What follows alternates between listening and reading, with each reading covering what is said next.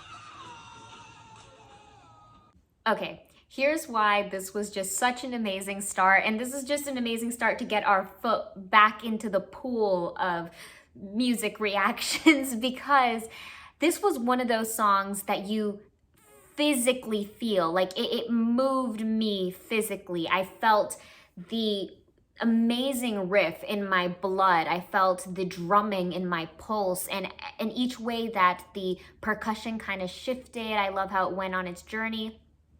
And I couldn't tell if I had heard this song before or not. The name definitely sounded familiar, and I wasn't sure if it's from having seen it in the comments, or maybe this is just a really popular song, so the name will come up from time to time. And there were moments where it really felt familiar, and then when we got into that swirly, twirly, experimental production element of the song, that just insane mixing, I had never heard that before. I can guarantee you that was not familiar at all, but it was so interesting and unique because it felt like the song was already really interesting and taking us on this journey that was a little bit more geared toward classic rock, and then it went off into this whole other fantasy wild world, and I was so mesmerized and captivated by it. It sent me way out of this seat and into the world of the song further, but I was not expecting it. And they kept that element of surprise alive throughout the rest of the song, because there came a point towards the end where I was like, wow, this song is a lot longer than I thought. Right off the bat, the way that they're already introducing and playing with levels is just the most genius and perfect way to prime us for the rest of the song, right? They're getting this really amazing guitar riff in our ear, allowing us to fall in love with the song.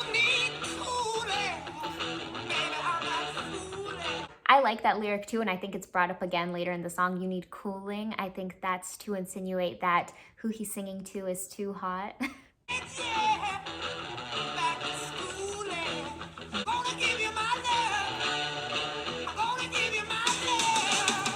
And what makes that guitar riff so amazing is that I had mentioned before that this is a song that physically moves one. It really physically moved me. I could really feel that guitar riff because it awakens some electricity inside. It feels like it's just exciting me. It feels like it's getting my heart rate up a little bit. And then with the inclusion of the drums right here bursting into the scene, it's exploding the song and sending it off.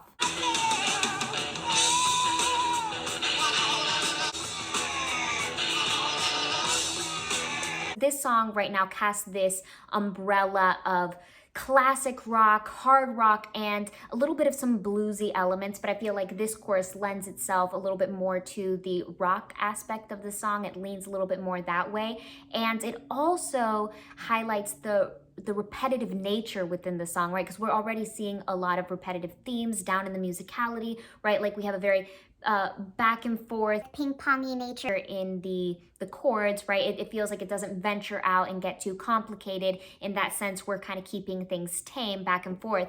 And then here we have this element of repetition in the lyrics. Down in the chorus, we got whole lot of love, but then we also kind of have this back and forth call and response from lyric to element, right? We got a whole lot of love, and then the response is that slide, that whole lot of love, whole lot of love. And I feel like that back and forth sound provides so much tension and a lot of suspense.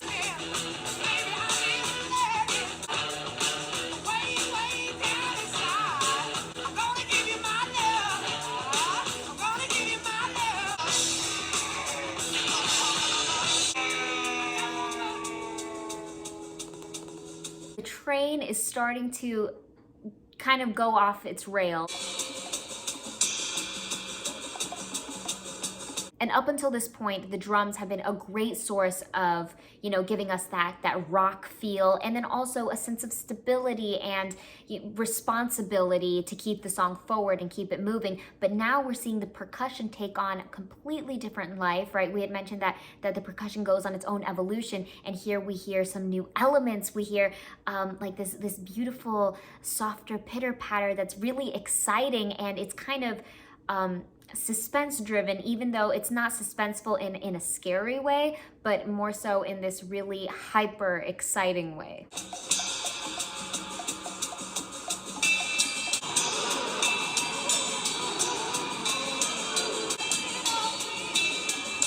It feels like we have some like loops or some effects that create that kind of swirl or like this tornado cyclone effect.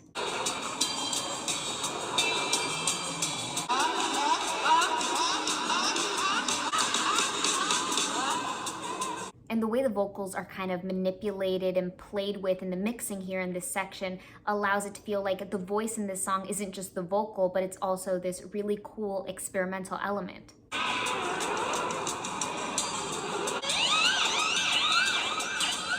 The way they've manipulated the sound feels like we are actually seeing what we're hearing, and we're seeing it in rotation, we're seeing it in revolution, we're moving with it.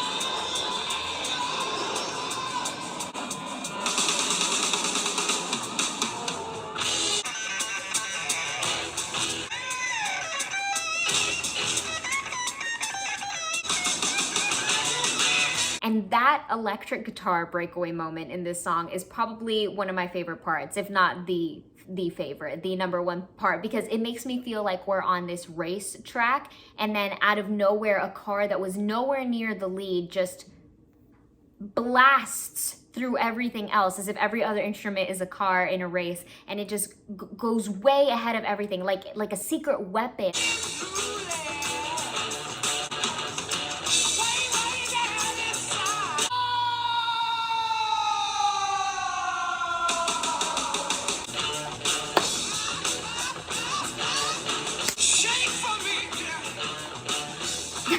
In a word, riveting. Moving on to song 2, we've got What Is and What Should Never Be. If I say to you tomorrow, come with me.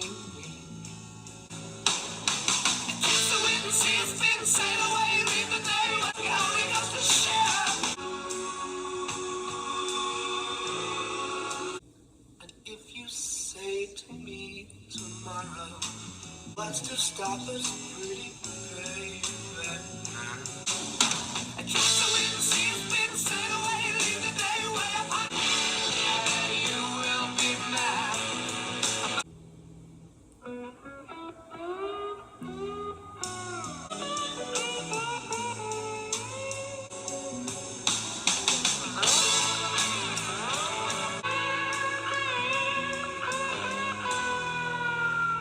So if you wake up with the Happiness is what you need, so play.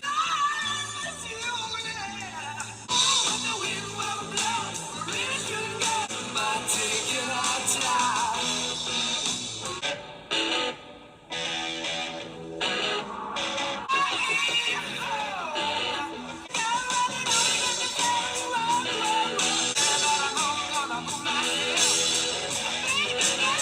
So Led Zeppelin has quite the handle on their guitar riffs. I mean, they know how to stir up every sensation and create these really amazing explosive moments in just the guitar riff alone. And there was a lot of great groundwork in the bass guitar movement. And okay, movement is another thing to talk about with this song, because this song did not stop moving. It felt like every time I had figured out the song and tried to place it, it switched up on us completely, but the transitions were so smooth and seamless, but they brought us from A to Z rapidly. It felt like every section was contrasting to the one before, and it felt like this really amazing expedition without feeling like it was too abrupt or jerky. And then we had that explosive moment where we had the deep strike, right, like of a gong. This song was a lot. There were a lot of moments here. I say to you tomorrow, take my hand, child, come with me.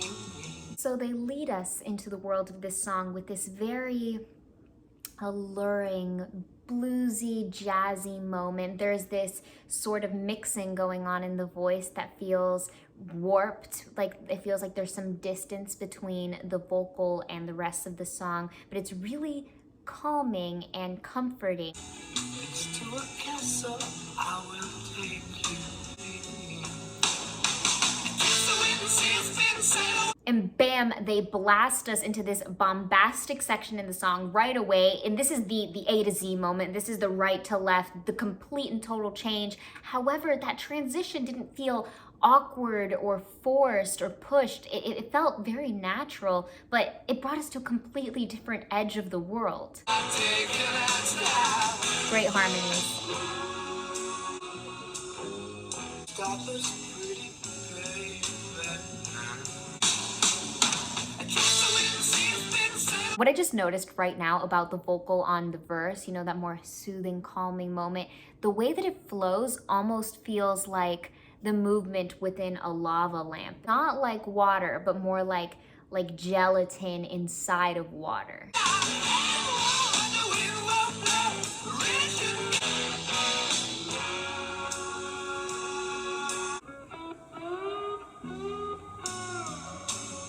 Beautiful.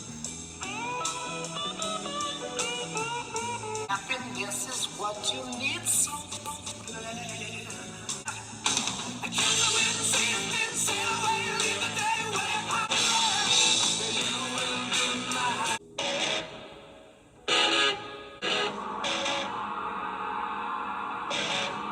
What's so magical about that entire moment, I was just gonna narrow in on the gong, but that's part of what's magical about that moment. But we also have the distortion from the guitars, right? We have that loud ringing nature just from the guitars, but then the way that it blends with that gong and how it's sustained, right? It's not just about the initial strike, but about the shadow and the echo that follows it in the way that all of the lingering pitches kind of communicate with one another. It carries out that section and leads us from one moment into the next without being suspended in air.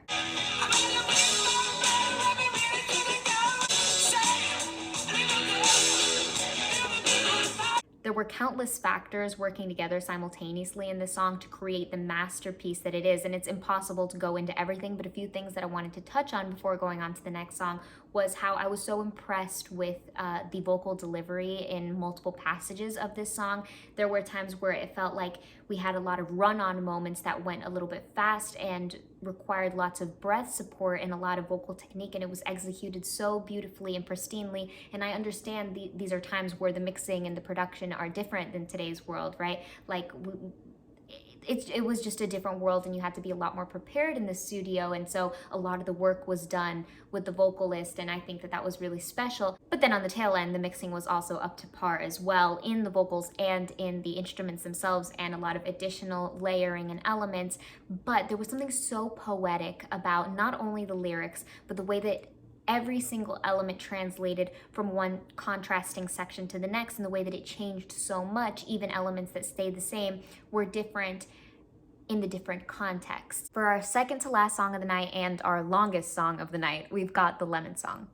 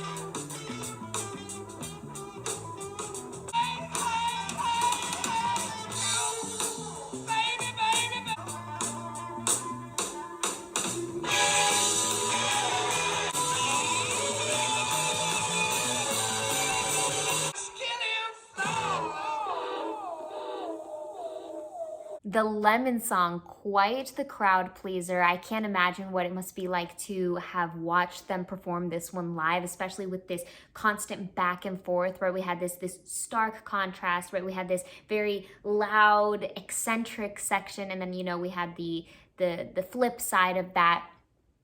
And something that I found really interesting is that it's keeping this theme alive of this rock presence and this blues presence. And something I'm impressed with so far throughout this entire side, you know, including our first two songs, is how each song flows into the next. So this third song was a perfect progression. It kept that blues and rock theme alive, but it presented it in a very different way. Whereas before, it felt like we could pull apart the elements that were bluesy and you know, more rock and roll, and you know, it felt like a fusion of both together. But this one literally feels like we took both of these elements and morphed them into one, so what it would sound like to create this super genre. And I'm personally so impressed with the way that Led Zeppelin is able to find and kind of explore the complexity of simplicity, right? Like, we had that movement that is staying, you know, fairly simple. It's not venturing off into anywhere crazy musically and, you know, chord wise, but it feels like it did grow from our first two songs, right? Like, we're starting to see a little bit more venturing, a little more steps out, but it's still contained. But even in that, the movement is still really interesting and inviting, especially in the bass guitar. It feels like there was this hummed element that was placed over it, so just the sound alone was gorgeous. It was really beautiful to follow, but then the movement was really interesting too.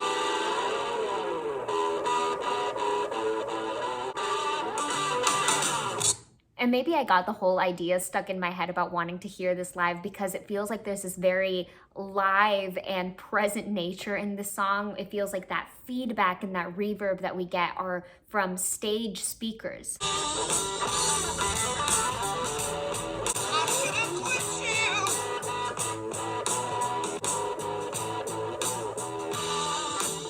They give us this really catchy theme or motif down in the guitar, right? It's just like this riff that goes dun dun dun dun dun dun dun dun, and the way that it's like steps upward, but then a revolution downward. So instead of feeling like a staircase upward, it almost feels like an escalator.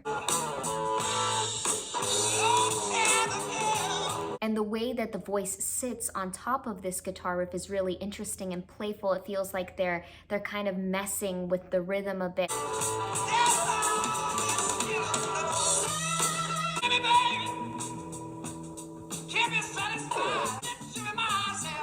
And they make exploring duality really fun because here they do it in a different way, in the sense that the voice feels like it's going harder, it's getting faster, and there's this more rock edge on the voice. It almost feels like a Queen type delivery. It almost sounds a little Freddie Mercury to me. But then in the instrumentation, we can feel this restraint, this held back nature in the way that it's colliding with this voice that's stepping up, and it's becoming more aggressive and bold. It's kind of creating this very new dynamic.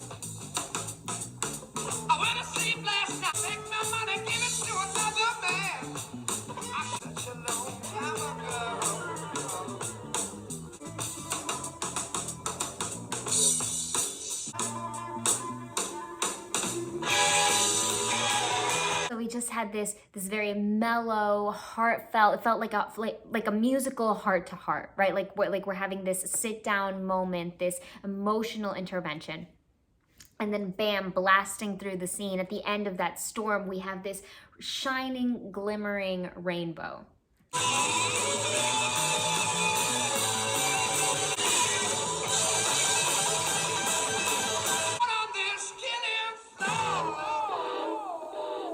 The synchronization in this song is just so impressive. Like, every element in this song is just blowing me away. But what I really loved is that fusion, that timing, that everyone kind of clicks together and is in that circle. Everyone's so connected. The way that every instrument dropped out there at the end to allow that overarching moment for the voice to just kind of glide over everything.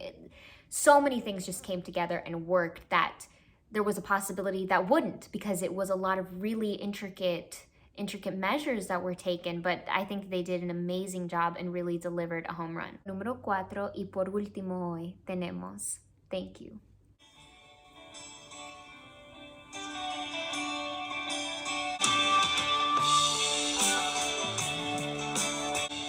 If the sun refused to shine, when mountains crumble to the sea, still be you and me. Kind of woman, I give you my drops of rain, whisper of the pain. Together we shall go till we die. Inspiration, love to sing.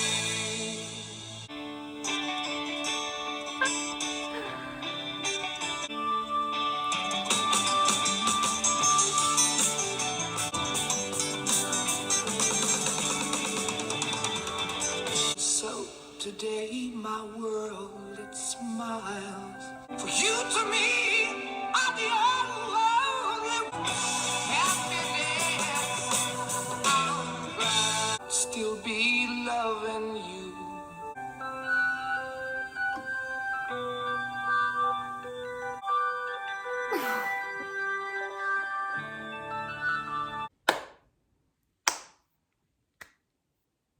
Way to leave the very best song of this side for last, Led Zeppelin.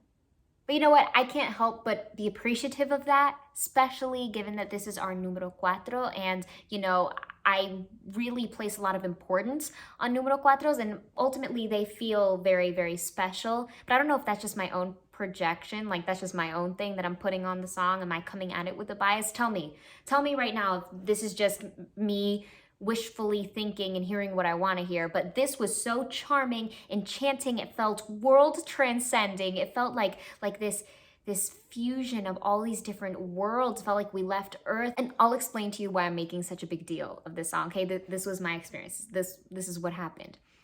They gave us this beautiful instrumental introduction into the song, and that reappears again in, you know, voiceless instrumental interludes, right? They give us those transitional moments, and it kind of made me reminisce the Beatles. It felt like it kind of gave a little light of a Beatles-esque feeling was shining through. But then the voice came in, and the sound of the voice pairing up with finally that gorgeous heavenly, celestial, sun ray shining sounding organ. And I felt like we had a Pink Floyd moment. So they gave us this mix of a Beatles and Pink Floyd moment, and they finally started exploring with some really interesting musical elements. Like we had sus moments. It was so explorative. Thank you so much for sitting here with me today and listening to this amazing side. Tell me what your favorite song was. Tell me if you share any of my opinions about song 4, about Thank You, before we play it back again. And remember that our next video is going to be Queen 1 side 2. We haven't finished Queen 1 yet, and I'm really excited to get into that. But tell me what's going on with you. How's life? What's new? How are you feeling? Tell me all of the wonderful news that's going on.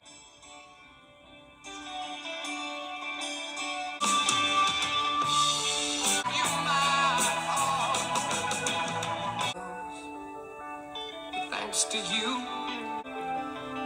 for you to me, I'm the only love.